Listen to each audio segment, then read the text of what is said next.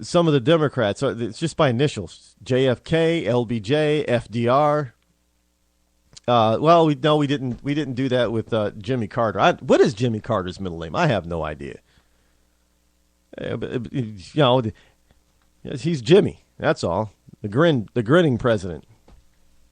But Franklin Roosevelt, he said that government employees should not be unionized. FDR said it. Oh, no, that's not what he meant. Yeah, he said what he, that's an era where they often actually were able to communicate quite well what they meant.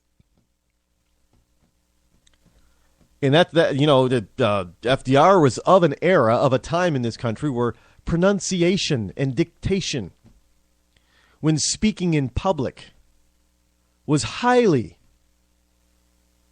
important. Oh, I should say it was of high import, or it was of high importance to be able to enunciate properly. And to make sure that people understood you clearly.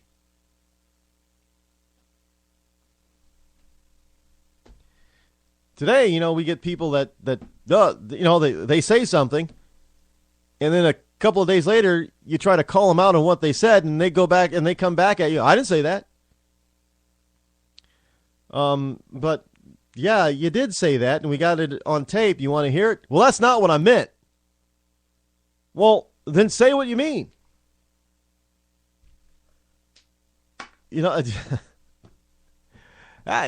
it's the truth. So we got the two sides. They're not, coming to an agreement because simply Obama doesn't care about. Look, we don't need more revenue. We need to cut spending. We can't raise the revenue to keep up with our spend. You just can't. You can't do it. I also find it pretty amazing of late that I don't. This is from the lamestream media too, and I'm not exactly sure yet. There's a reason for this. There is a reason, but I can't put my finger on the reason yet.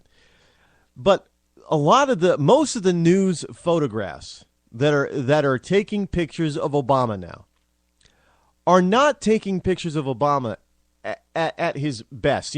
Gone is the halo effect. Now we're getting picture after picture after picture.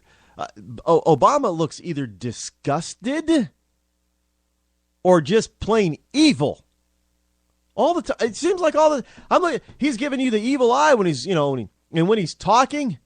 They always capture a picture of him when his mouth is agape at its largest point, like he's yelling constantly and just screaming hateful things at people.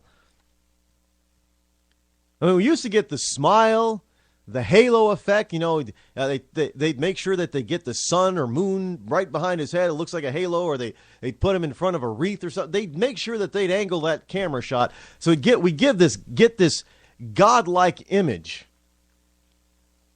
And always of the camera angle was always from a lower point than Obama. Even if Obama was on the flat ground, he wasn't on a stage. If he was on the ground with everybody else, we still got an upshot, if you will, of Obama, giving him this larger-than-life, godlike type of presence. But all of a sudden, since he won re-election, that's changed. I don't know if that's truly a vision of what the devil. Because the Book of Revelation says that the devil will come to us and we will not see he's a devil. He will make things that are evil seem good, and then his true nature will be revealed. Is the lamestream media starting to reveal Obama's true nature now that he's been reelected? I'm going to keep an eye on him. I should start collecting these photographs that they take of him online. and start posting them more. Because it is amazing to see the difference between pre-reelection and post-reelection. It's alarming, actually. And it makes me wonder what the hell is going on. I can't put my finger on the reason yet. And no, I do not believe that Obama is the Antichrist. Anybody who believes that should probably be locked up, because that's just not the case. Here's another story. Winners and losers of the special divided bonanza. As you probably have heard by now, if no deal is reached before December 31st, America will go over the so-called fiscal cliff, which features big cuts in government spending, mostly in the area of the Department of Defense, and a series of tax hikes. Among the levies set to go higher, much higher, are taxes on dividends, where the effective rate would rise to 43.4% for top taxpayers versus the current 15%. Now, I know some people are saying, well, yeah, tax those rich people. Let me tell you something. There are a lot of people, especially baby boomers, who had the forethought to start planning for their retirement that have investments that throw off dividends. Now, that dividend is interest income. It's income to the retired person. That's how they plan to live the rest of their life, their golden years. And now you want to raise their taxes. You're going to raise taxes on senior citizens that thought well enough of themselves to provide for themselves in their retirement, so they would have to depend on family or government. They're going to get hit with a tax hike. See, everybody thinks, well, it's just the rich. No, it's not the rich. It's And if you currently have investments, trying to save for your own retirement, you're going to get whacked too. How would you like to have $1? Let's just say you've got 10 dimes. That's $1. You got 10 dimes in your hand. You got $1. But you have to give 4 of those dimes to the government. And then you get another 10 dimes, another $1. Another 4 dimes to the government. And then you get another $1. But no. 4 dimes to the government. So instead of having $3 in your hands, you now have only $1.80. Instead of having $100, you now only have $60. Well, that's a full tank of gas gone right there to the government, isn't it? Instead of having $1,000 for a month, you now only have $600.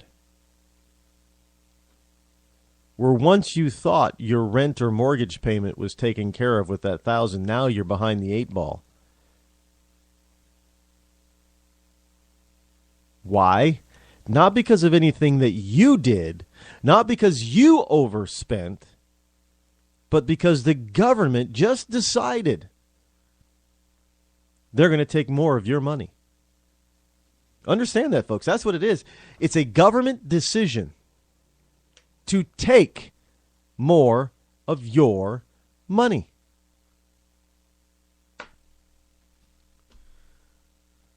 However, investors, rich people or not, are not very stupid. And in an effort to preempt such a steep hike in dividends taxes, hundreds of companies have either issued special dividends in recent weeks or accelerated dividends originally set to be paid in 2013.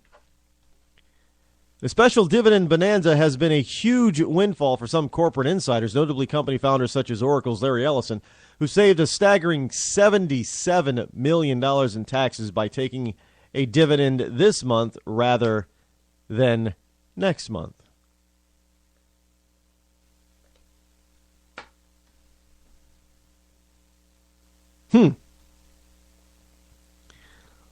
You might say, well, he should have paid it, man. He should be for it. Why? It's an investment.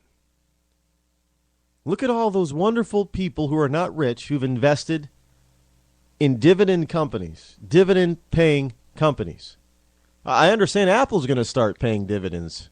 Now, how'd you like to own Apple stock for $500 some odd dollars or $300 or whatever it stands at now, and get a dividend?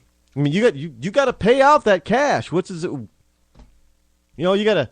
I don't care what company. It could be any company. You know, it could be for a company that's the stock is $5. It could be at $45, $50, $100. It could be Warren Buffett's stock. Berkshire, what's that trading at? Like over $100,000 right now? Could be that.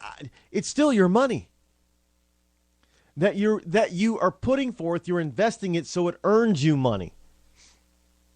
You're getting interest. Dividends are nothing more than interest, basically. It's a return on your investment. Well, interest is evil. Really? Well, you put your money in a savings account. You get very little interest in most savings accounts, but you still do it to get interest, don't you?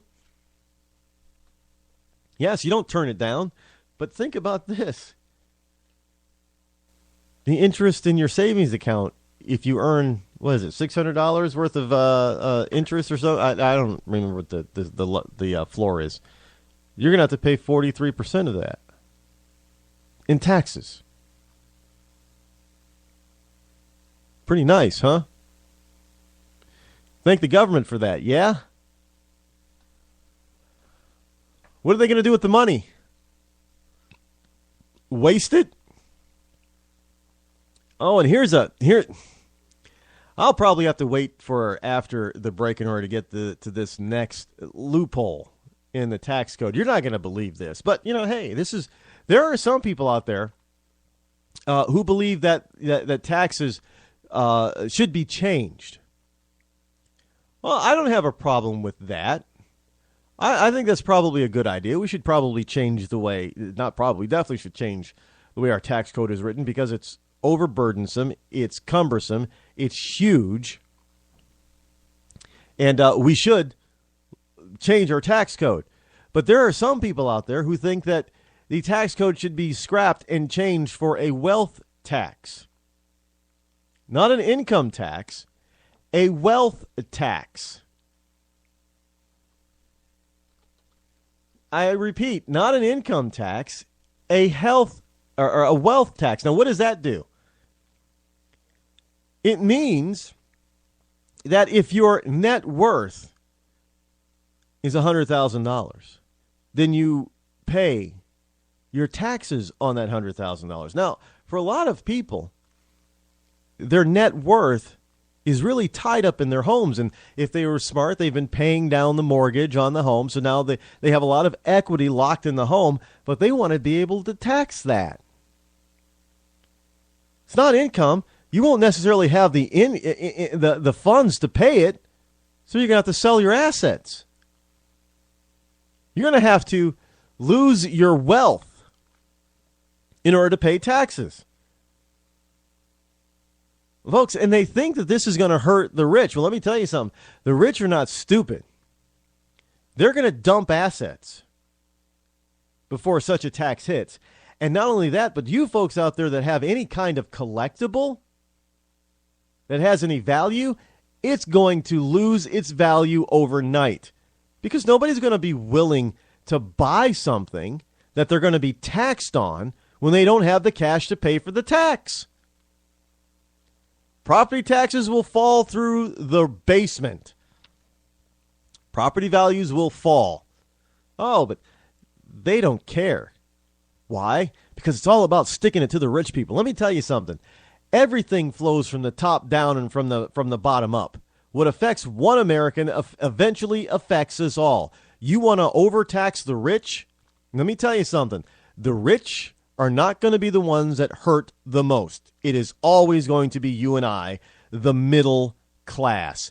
Don't doubt me. History is on my side.